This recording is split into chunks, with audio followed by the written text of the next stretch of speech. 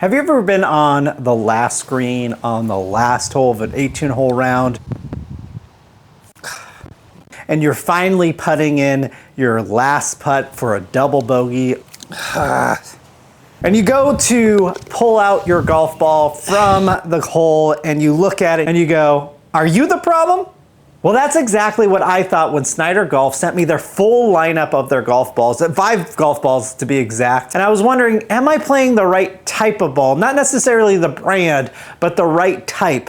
Is my golf ball costing me strokes and money? I did the research to find out. Here's what I found. Hey, I'm Matt, and I'm not a scratch golfer, but in 10 weeks, I need to play like a scratch golfer. Because in 10 weeks, I'll be stepping on the first tee on the first hole of a 3-day, 3-course amateur championship, where I don't want to just play, I want to dominate. And to dominate, I need to play like a scratch golfer. And a scratch golfer needs a ball that they can count on to not balloon off the tee, to stop on the green, and to fall in the hole when they hit their putts. The goal is 72, the project is my golf. This is Project 72, Episode 1, the real cost of golf balls.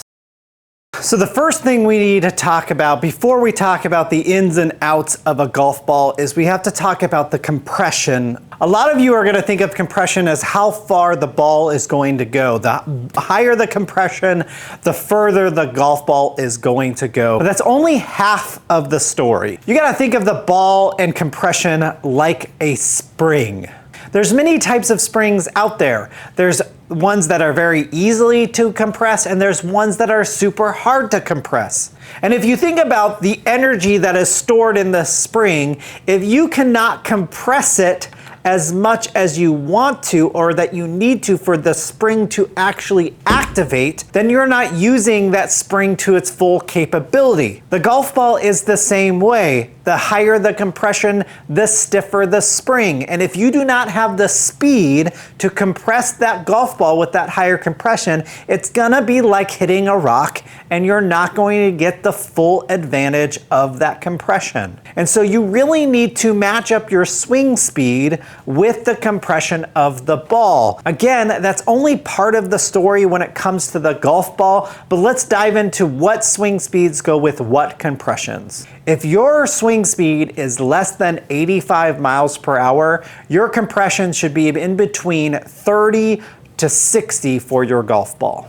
If you have a swing speed with your driver between 90 and 100, you should be playing a golf ball that has a compression of 70 to 85. This is where a lot of you golfers are going to fall in between. If you have tour-like speed and are swinging above 105 miles an hour, you need a ball that has a compression of 90 or above. I've been practicing with my stack system, my DIY stack system. Check out that video right here. And my on-the-course swing is 112, so I follow in that 90 or above compression. But again, that's only half the story. Let's look at what makes a ball a golf ball. So today I'm gonna be telling you guys a lot about golf balls, and I'm not just gonna tell you, I have the data to back it up, and I'm using my Garmin R10 to get that data. And speaking about the Garmin R10, I have a big announcement, at least for me. We just crossed over 4,000 subscribers, and I wanna give back to you guys. And so as soon as we cross over 5,000 subscribers, I'm gonna give one of you guys a Garmin R10. And so to enter into that, there is a link in the description for a form to fill out, but you also have to be subscribed. And right now, I want you to go down in the comments, tell me exactly what your project is. Again, 72, 80, 90, or 100, how the Garmin R10 is going to help you out, and go ahead and put hashtag Garmin R10 in your comments so I can find it. Thank you guys for subscribing, supporting the channel by hitting the like button, commenting all the gracious things that you have commented. Let's get back to the video where I can choose the right ball for me and hopefully show you guys what ball is right for you. So you found out what your swing speed is with your driver. You know what compression you should be playing. And now we need to talk about the first layer of the golf ball, and that's the cover. And we're gonna first start looking at the Snyder Soft Plus. Now the Snyder Soft Plus and all of these balls right here all play with an Einemer cover on them. And the Einemer cover is really seen as a budget-friendly option, but really there is a strategic advantage to the cover of this ball. Now we all know we want spin on the green, so all your approach shots will have that one hop and stop, or maybe even spin back like a tour level player. But not all spin is created equal. Backspin, amazing. Side spin can cost you strokes. Side spin will make it you hook it into the trees or slice it off the planet, and I know we've all been there. The Einemer cover is actually like a very slick surface. And so what that does is it comes off the club face with less spin. That's backspin and side spin, the dreaded side spin. And as it travels through the air, it catches less air, which creates less curvature, which means more fairways hits and less lost balls off the planet. Now this particular ball and all the balls that are kind of in that same category do have some disadvantages. It is a single core ball, which we're going to talk about cores later, but just means that it's going to be the same no matter if you're on the fairway and hitting an approach shot or trying to hit that 300-yard bomb. The compression is going to be the same, which is going to lose some versatility. You're probably going to lose some distance off the tee because the compression is much lower. So if you have a higher swing speed, you might lose some distance because the compression is not matched with your swing speed. So I don't think the Snyder Soft Plus is a ball for me. That's not going to get me down to 72. But if you're trying to break 100 or even 90 and you're trying to keep it on the planet, go ahead and try the Snyder Soft Plus or an equivalent. I hit this ball quite a bit. I think it feels wonderful. It's just not the ball for my game. Well, let's move on to the next one. I think the third one's going to be more for you guys, but let's look at the next ball. If you got some speed and you don't want to lose that much distance, but you're still not keeping it on the planet, you're still slicing it, you're still hooking it, you're still getting some out of bounds balls. The next ball you should probably be looking at is the Snyder Speed or the Sny Speed. So the Snyder Speed it still has an Einemer cover, so it still is going to have less spin off the club face and through the air. But the nice thing about this is it has two cores to it. And you got to think of cores like a transmission. A transmission, you have different gears for different speeds. That's what the cores are on a golf ball. The more cores you have, the more different speeds you have. And so you gotta think of all of the different shots you have. You have off the tee where you're swinging maybe 100 miles an hour. You have your approach shots with maybe your 7 and your 6 iron, maybe going up to 85 to 90 miles an hour.